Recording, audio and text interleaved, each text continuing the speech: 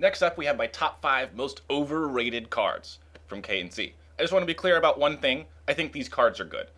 Every single one of these cards, I expect to see some amount of play in the upcoming set. However, I think that these are the cards that the community has identified as, potentially totally game-changing and meta-changing, which I think are not going to be quite as good as people are saying. I don't think they're bad necessarily, I just think they're not going to be quite as good as people are saying. So, let's start off with number 5, we got Leyline Manipulator.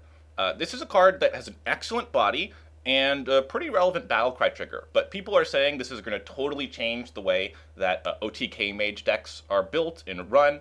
Maybe it will, but I still don't think this is going to fundamentally change OTK mage's place in the metagame. It's still going to be a deck that pretty much just preys on slow decks, and it's going to get run over by aggressive stuff.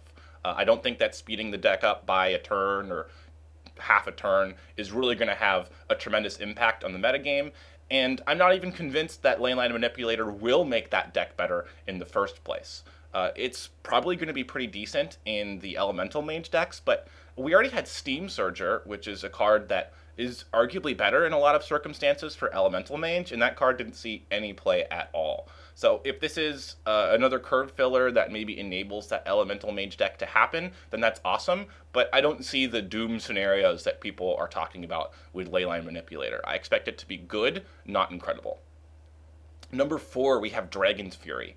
When this first came out, people are saying like, oh no, Mage is getting another tremendous board wipe. That's going to be super annoying. Control Mage is going to be the best.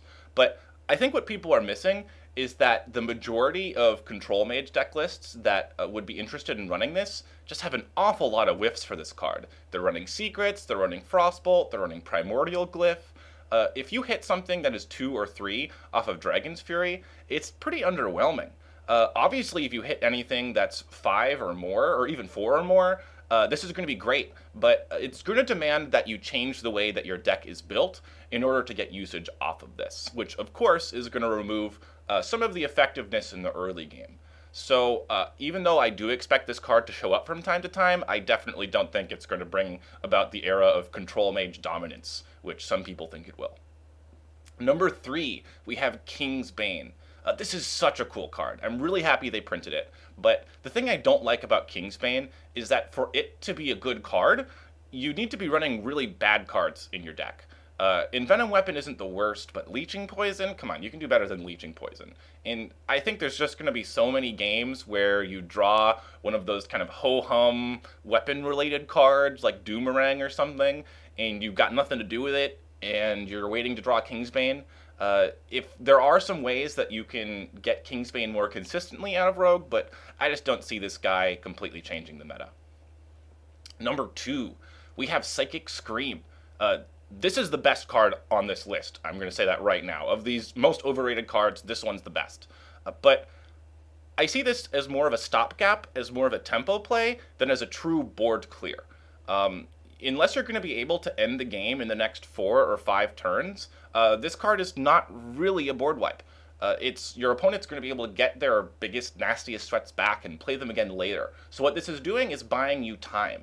It's not necessarily removing these threats from the game. Obviously, it's good against Death Rattle, but I think this is only really going to crop up in decks that need to be buying time, maybe Dragon Priest or Highlander Priest, where they're going to be able to finish the game with a series of aggressive plays after Psychic Scream. This is not going to be the card that Control Mage uses to this is not going to be the card that Control Priest uses to completely take over the meta. And the number 1 most overrated card is Evasion.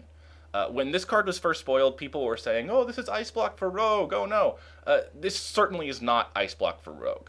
I think it probably will see some amount of play in combo Rogue decks, but if you can crack your opponent for lethal, this card does not stop that. And I think the biggest thing that's holding Evasion back is that I don't think the other Rogue Secrets are particularly playable right now. I think if you see a Rogue Secret and you're playing against a kind of combo-y Rogue deck, you're going to know it's Evasion and you're going to be able to play around it pretty effectively. So even though I do expect this to see some amount of play, I definitely don't expect it to revive Miracle Rogue single-handedly. Maybe that's Elven Minstrel's job. Alright, that's it for my top 5 most overrated cards. Stay tuned for my most underrated ones.